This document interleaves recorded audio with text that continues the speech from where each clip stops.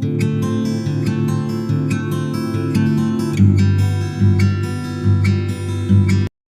morning, students. So today topic is transmission of nerve impulse. So transmission of nerve impulse. So what is nerve impulse? So nerve impulse means message or information. Okay, right. So how the message or information travels through the axolemma or axon.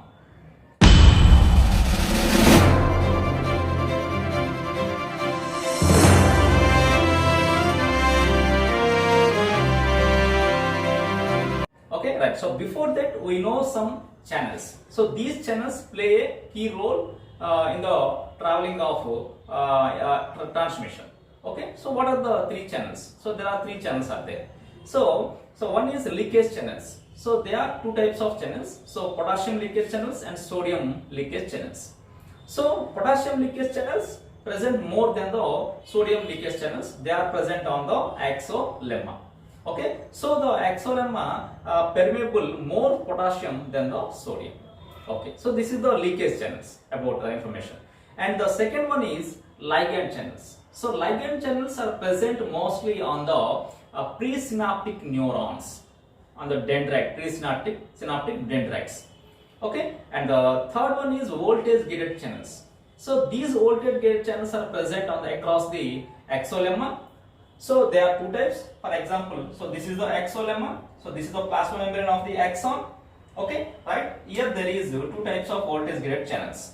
So sodium voltage gated channels and potassium voltage gated channels. So sodium voltage gated channels contains one activation gate and one inactivation gate.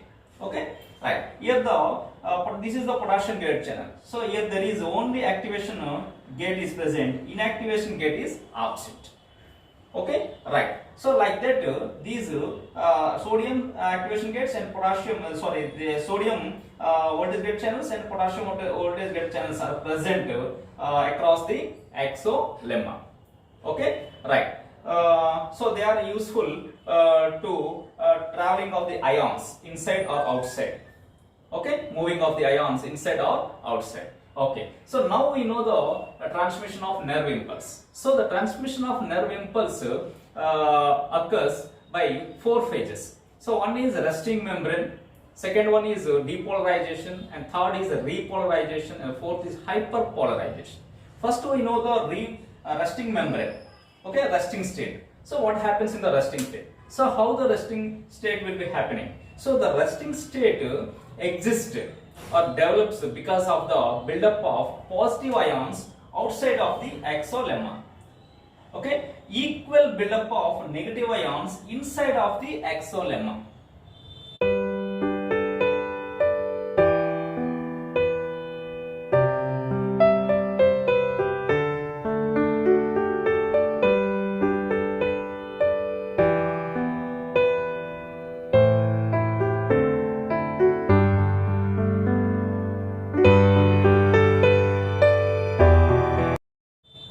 Okay, right. So the difference of these two electrical charges forms a membrane potential. Okay, the difference of these two electrical charges forms a membrane potential. In a neuron, the resting membrane potential value is minus 70 millivolts. Okay, the resting membrane potential is minus 70 millivolts. So this is the value of resting membrane potential. Okay, right. So here the membrane is what is resting state? Resting membrane. So resting state means the nerve is the resting phase. The neuron is the resting phase.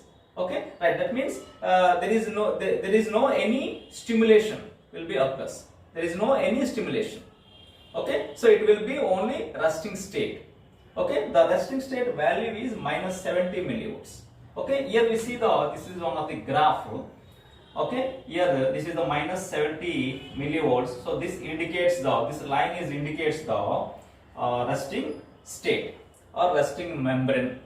Okay, the value is minus 70 millivolts. So what is minus? So minus generally indicates the negative charge inside of the exoplasm, inside of the neuron. Okay, right. So minus indicates the negative. So negative means here these are the negative charges are develops in the inside of the exoplasm. Okay, so why the negative and positive charges are develops? How the negative and positive charges are develops? So due to the ions. Okay, so if you observe, so in the outer side of the exolemma, there is a positive ions. So in this outside of the exolemma contains generally sodium ions and sodium positive ions and the chloride negative ions. So here the more sodium ions are there. So that's why the outside of the exolemma has more positive. Okay, and the inside, if you observe the inside of the exolemma, that means in the exoplasm, if you observe in the exoplasm, so there is negative charges are more.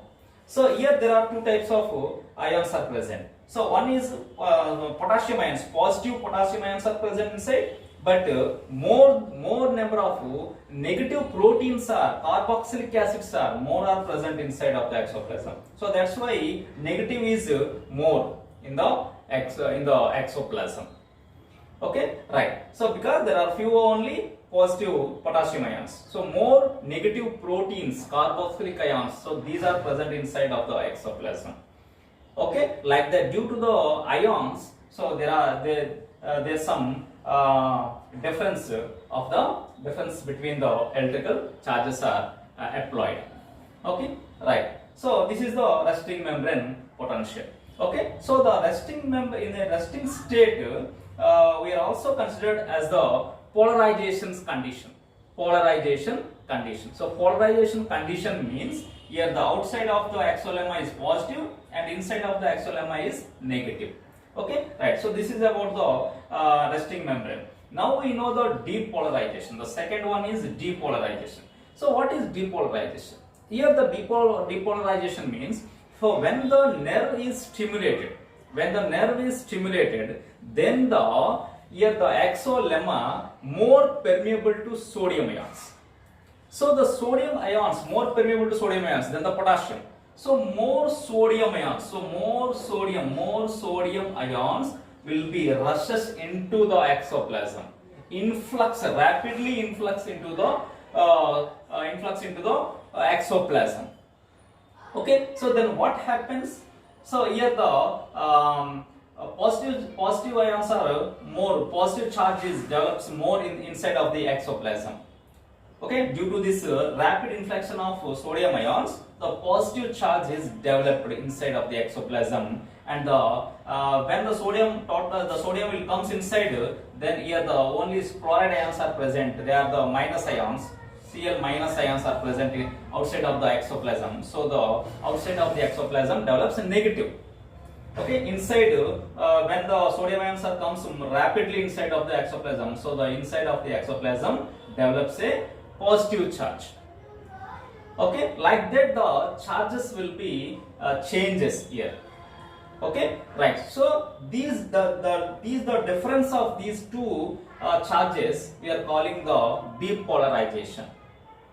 Okay, right. So polarization means here outside of the positive charge, inside negative charge. That is called as the polarization. But here depolarization. Depolarization means in exoplasm contains positive, inside of the exolemma contains positive, and outside of the exolemma contains a negative.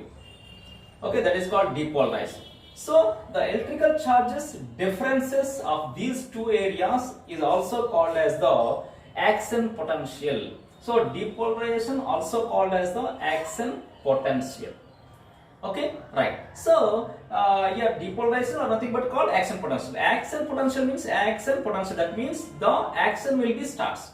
What is the action? So the impulse traveling will be initiated.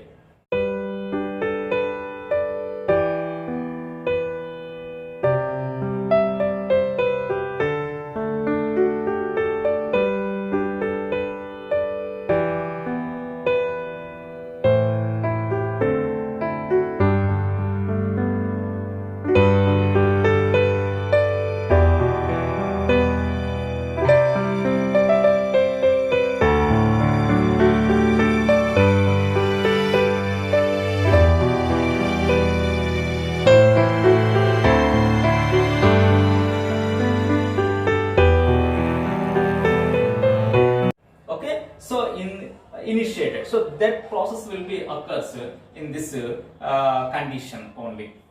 Okay, right. So the action potential, when the action potential occurs, so in a particular stimulus, so that particular stimulus is called as the threshold stimulus. Okay, that is called as the particular stimulus is called the threshold stimulus. Here we observe the graph. So this is the threshold stimulus. So the threshold stimulus has some value, has some potential energy. So the threshold potential energy is minus 55. So when we get a stimulus, the stimulus value is minus 55. If the stimulus value is minus 55, that is called as the threshold stimulus. So then only the action potential will be initiated by the stimulus of by the particular stimulus, that is called as threshold stimulus. That value is minus 55. So minus 72. Now it brings about minus 55. This is the threshold stimulus. Then only the message can able to travel. Okay, right. So this is the that it means the message or the information or the impulse totally conducted or not at all. So when the information will be conducted, so when the action potential or the information occurs by the threshold stimulus or the supra threshold stimulus, but does not occur sub threshold stimulus. So sub threshold stimulus means below minus 55. The action potential cannot be initiated. The message cannot be cannot able to travel. Okay, so minus 55 or more than minus 55. That is a supra threshold. Then only the action potential will be starts. Okay, so it means the information or the nerve impulse conducted totally or not at all. This is called as the all or none principle. Okay, students. So here we are continuing the depolarization. So in the depolarization, when we apply the threshold stimulus, so threshold stimulus means the value is minus 55. So then what happens? The axolemma more permeable to sodium ions. So the sodium ions rapidly influx into the exoplasm. Okay, so when the sodium ions are rapidly influx into the exoplasm, then what happens? Gradually the positive charge will be increased in the exoplasm. So here we see the graph will be increased. That means when the sodium ions are more influx into the exoplasm, then the negative charge is gradually reduced and the positive charge is increased. So up to plus 45. This is the maximum value of the positive charge. Okay, right. So this happens in the depolarization stage. Now we know the repolarization. So what is here? The third one is the repolarization. So what happens here? So then what happens here? When the positive charge will be develops up to plus 45, then what happens here? The inactivation gate of sodium channel is closed. Okay, the inactivation gate of sodium channels are closed. Then the sodium cannot move inside. Okay, so then the sodium cannot move inside. So then what happens here? The potassium channels, the potassium channel, the activation gate of potassium channel, now it was open. So when it opens, then the inside of the potassium ions are moves outside of the axolemma. Okay, when the potassium ions moves outside, then what happens? Negative charge will be gradually develops inside the exoplasm. Okay, so when the potassium moves out, so then the negative will be develops because the inside of the exoplasm contains more negative proteins, carboxylic ions. So the negative charge will be develops.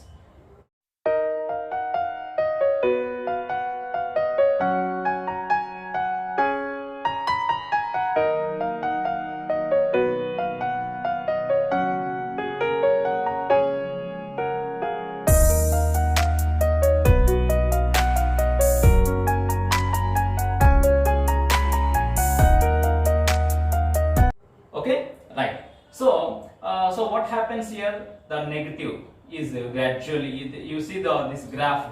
This graph is indicates the repolarization. Third one. Okay, third one. So repolarization. So gradually negative charge will be develops inside the exoplasm due to the sodium inactivation gate is closed. So the sodium cannot rushes or enters into the exoplasm. At the time, what happens? The potassium moves outside. So the negative charge is gradually develops. So this is called as the repolarization. Okay, right. So then the fourth one is hyperpolarization. So hyperpolarization means what happens here? So here the more negative charge is develops than the resting membrane potential. So more negative charge develops than the resting membrane potential. So what is the value of resting membrane potential? That is minus 70.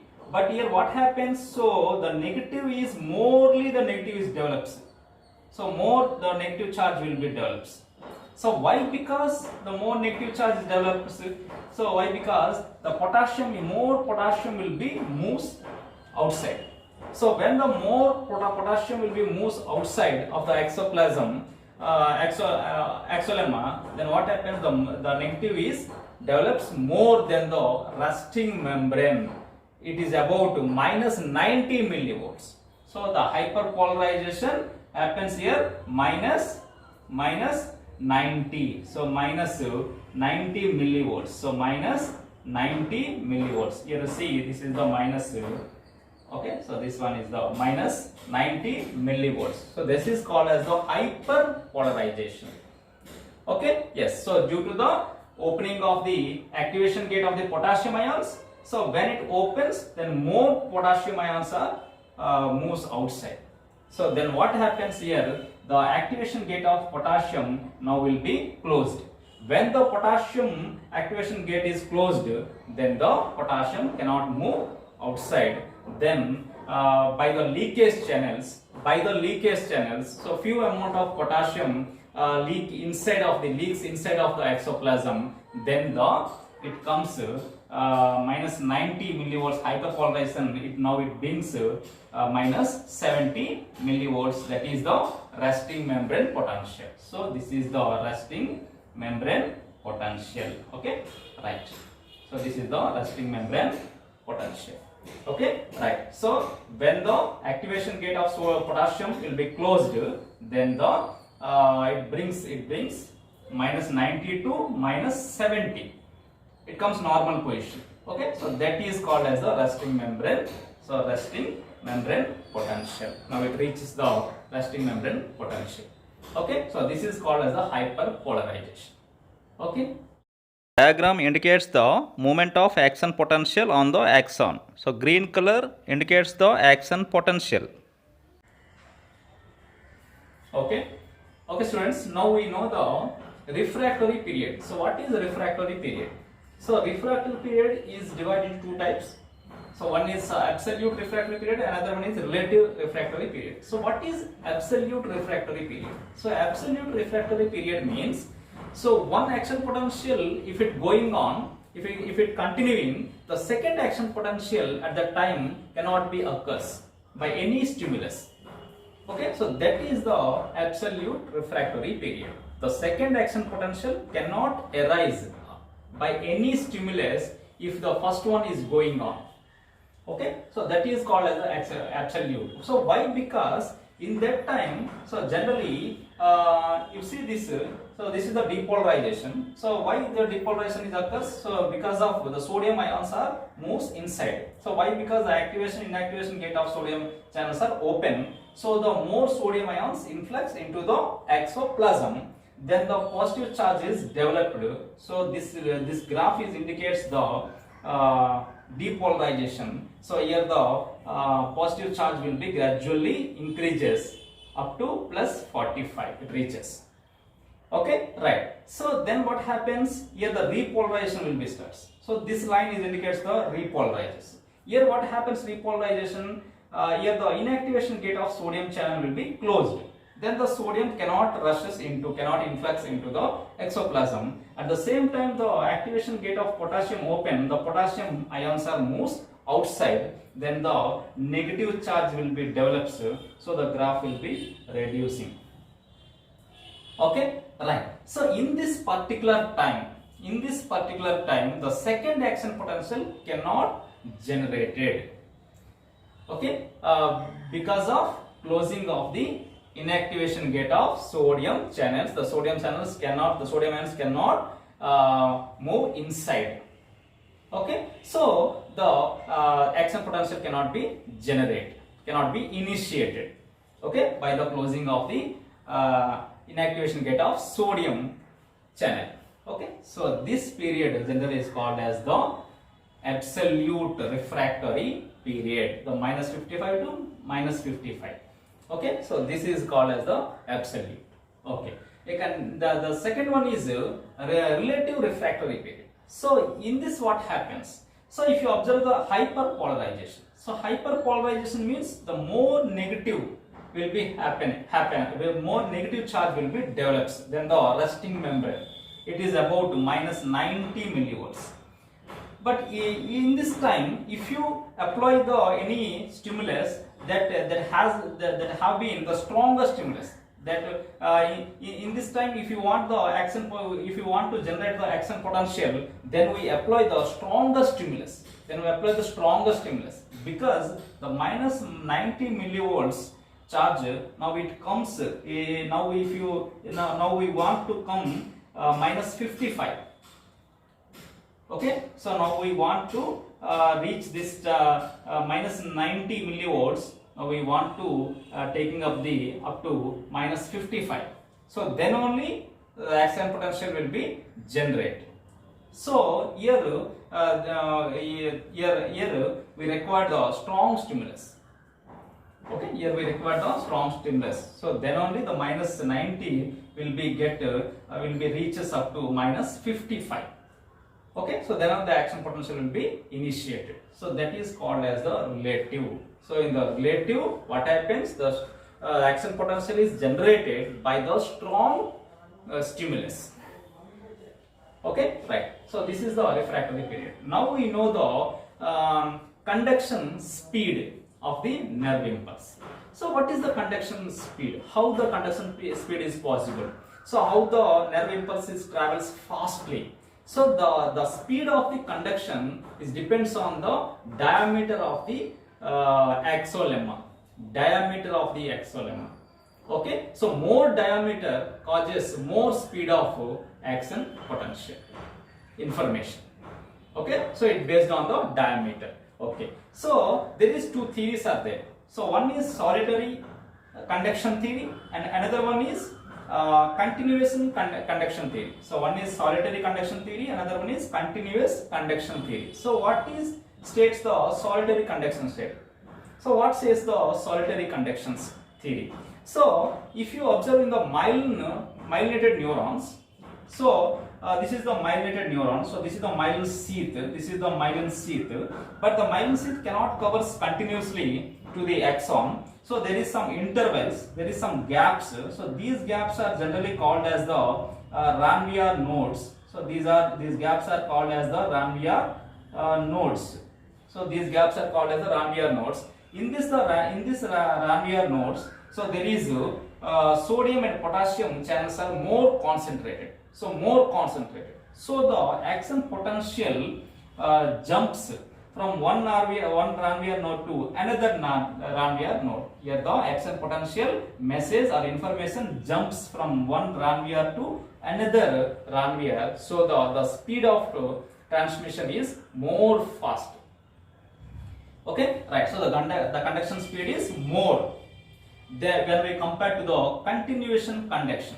When we compare to this theory, so the continuation conduction will be occurs in the invertebrates, in the non-myelinated neurons. Generally, the non-myelinated neurons are present in the invertebrates. So in the non-myelinated neurons, the continuation conduction theory will be occurs. That means there is no myelinated sheath. So the information passes through the continuation process. Not jumping like. Okay. So the solitary conduction speed is more than the continuation conduction speed. Okay, that means in myelinated neurons the message information traveling speed is more high than the non-myelinated neurons.